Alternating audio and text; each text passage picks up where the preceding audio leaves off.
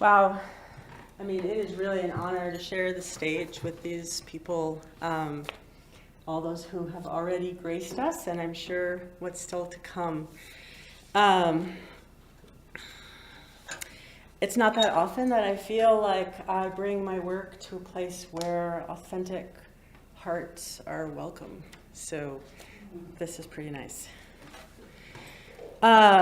So I was just going to say that sometimes life is hard, and I've found it helpful sometimes over the last 18 years now to use a poem to express my experience kind of from the inside out.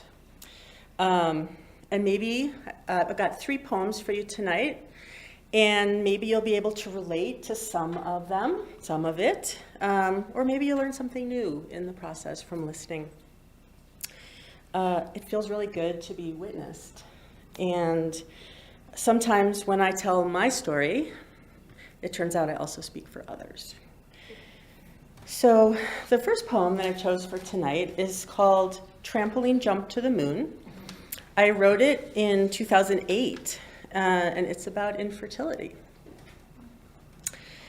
It's not like I haven't already waited approximately 13 years, all that time wanting to be a mother, sometimes the feeling more underground, sometimes less.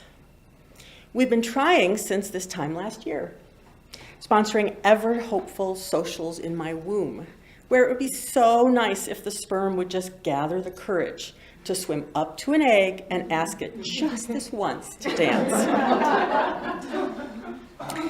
After 13 years, one more night shouldn't seem so long. We are so far one day past when I expected my period to come. My hopes have soared again like a trampoline jump to the moon, with one cautious, careful whisper, reminding me that allowing myself to hope also means inviting the opportunity for a plunge. It shouldn't matter, and I should take each day as it comes.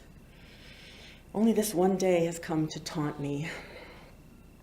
I'm tired now of the monthly dance I dance alone in my own mind, where I stand at a crossroads wondering, will I be allowed to go to the left or will I be sent to the right? There's no reason to believe we couldn't have a child and no reason to expect that we can. I'm trying to trust Moses will come down the mountain. I'm trying to refrain from the golden calves we build when we can no longer bear to wait. It might be better to prepare myself for that spot of blood in my pants, imagine myself welcoming it like an old friend, pretending that I am oh so glad it's here. I never doubted for a minute it would arrive. With probably 100 plausible reasons to be one day late, the trampoline still manages to bounce me up and up and up and up. Epilogue. And then one tiny drop of blood comes to say, Moses is not here yet.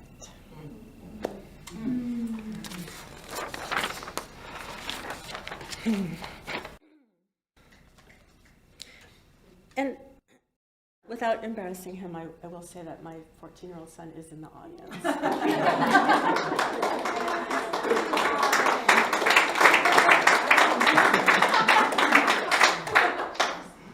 So thanks. This poem is a poem I wrote at a time when someone dear to me in our community experienced a death.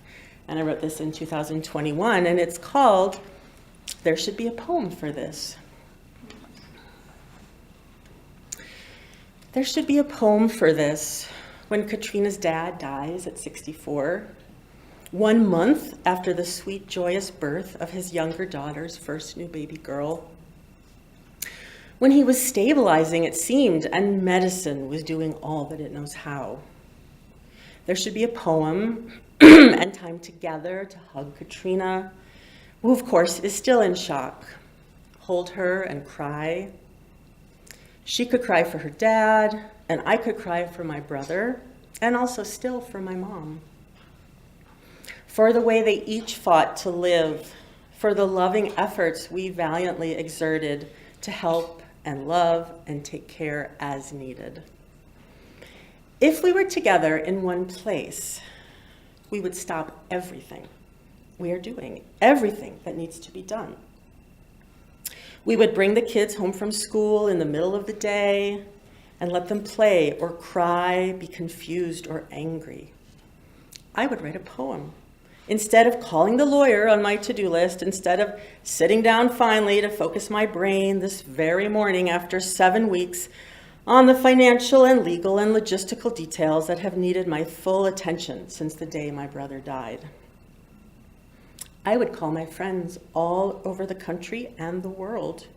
They would stop too and pause, remembering friends Tom and Kara, sister Shona, the imperfect dad, the sweet beloved mother, the stepdad and grandparents, the sister-in-law who left 4 young children behind.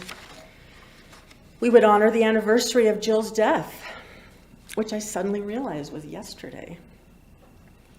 The world would stop for a moment. We could feel this in our hearts, honor the ones we love, be together, sustain each other physically, emotionally, spiritually. There should be a poem for this. Not a text, not a Facebook post, not 3 days of bereavement leave before returning to work. There should be a hug, a collapse, of being held by others. There should be a remembering of who just left us all alone here on this side of the veil. We should be together with the ones who are still left. The tears and the wailing could flow gently and with a roar, not only in the shower or in the car. There should be a poem, and we would hold each other in it.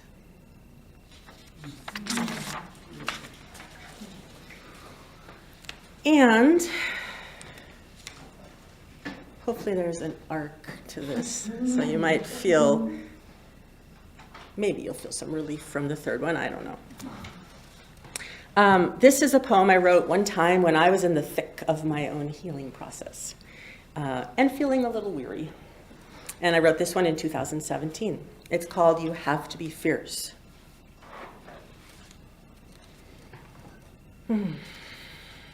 You have to be fierce to find your way out of pain, through the pain.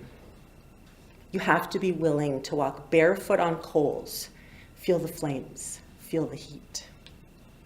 You have to say, enough is enough. I am the tip of the iceberg. What treasures and horrors lurk beneath? You have to face it again and again. You stop and you rest, catch your breath. Then take another dive when it's time. You laugh, you cry, you are alone, you find friends. You crumble, you are nothing. You can't, you can. You can't, but you can. You keep going. Claw your way out, claw your way through, claw your way deeper down, or you will never be done. You will never be done, but don't give up. Keep going. It's all right. Keep going. You will learn. We've got your back. Don't ask what is fair. Just ask, do I want to feel alive? Do I want to feel? Do I want? You have to be fierce. Find courage. Let the heart rage. Let nothing go unnoticed. Feel the pain, heal the pain. Look your own true self in the eye, then push through. You can do it, we know you can. You don't even have to believe, but you do have to be fierce.